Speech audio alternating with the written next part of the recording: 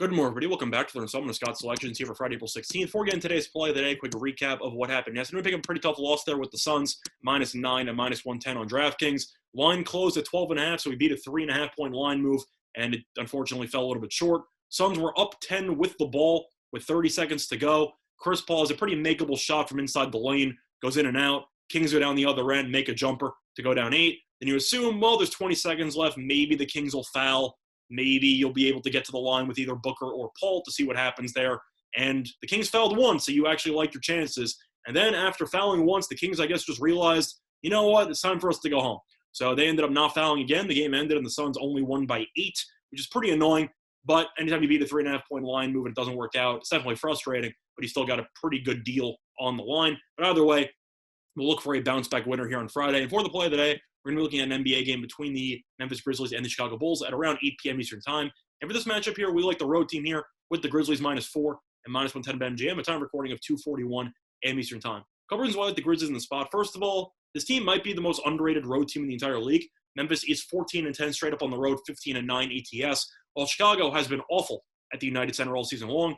10-17 straight up at home, 10-16-1 ATS. Now looking at recent performances for these teams, both teams have been struggling a little bit in the win-loss column.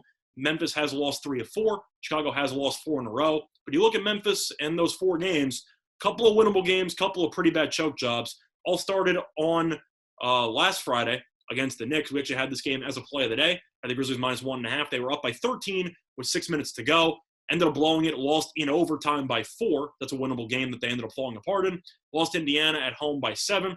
Beat Chicago at home by 11. I'll get back to that game in a little while. And lost to Dallas at home 2 days ago on that Doncic floater three-pointer buzzer beater.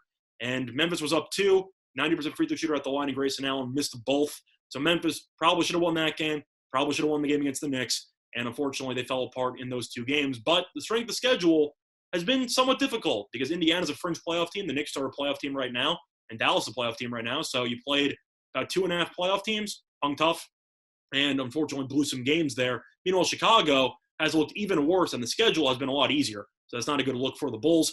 Lost on the road to Atlanta by 12, lost to Minnesota on the road by 4, lost to Memphis on the road by 11, and lost to Orlando at home by 9.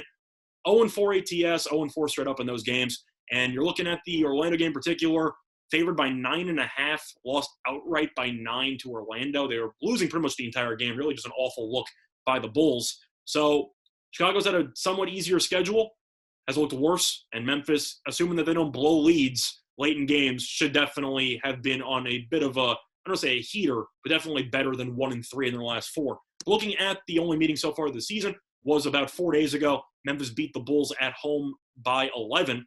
Now you're looking at that meeting. The Bulls offensively were terrible. Only scored 90 points, and Levine did play. Really no injuries to talk about, so that was not a factor for Chicago. This team just couldn't score. And you're looking at the Bulls and how this team played. Nobody else really stepped up. I know Tice was good off the bench. Thaddeus Young was pretty good. Vucevic was awful. He was 7 for 19, 17 and 10. However, you look at Valanciunas on the other end, and he absolutely torched Vucevic in that matchup. At 26 points, 12 of 15 from the floor, 14 rebounds, 3 blocks. And Morant didn't even play well either at 13 and 10, 5 of 14, and Memphis won anyway. But Chicago only scored 90, and that's going to take us to the main reason why I liked Memphis in this game, which is the status of Zach LaVine. Zach LaVine, of course, was an all-star this season, averaging 27.5 points per game, 5.1 rebounds per game, and 5.1 assists per game. He is now out indefinitely because he is in the health and safety protocol because of COVID. So now with him out of the lineup, Chicago is going to be missing their best offensive player, and you have to wonder where the Bulls are going to try to replace his production. And if you're looking at some potential replacements in the lineup, either Denzel Valentine going small with Kobe White or throwing Markkanen in there. And spoiler alert, all 3 of those guys have really not been too good this season, if you want to go through the numbers. So the Bulls offensively, after really struggling against Memphis in the first meeting, should look even worse without their best scorer. Vucevic, of course, is still worth monitoring because he's still a very good player. But Valanciunas killed him in the last game, and I don't think Chicago should have any answers. Plus, even when he was healthy, he lose outright to Minnesota and to Orlando within the last week. They were playing awfully with him in the lineup anyway, and now with him out of the lineup, I think Chicago should look even worse, and Memphis should win this game pretty handily. The Suns probably climb from 4 to probably around 6. I really don't see where the Bulls' money is going to come in on.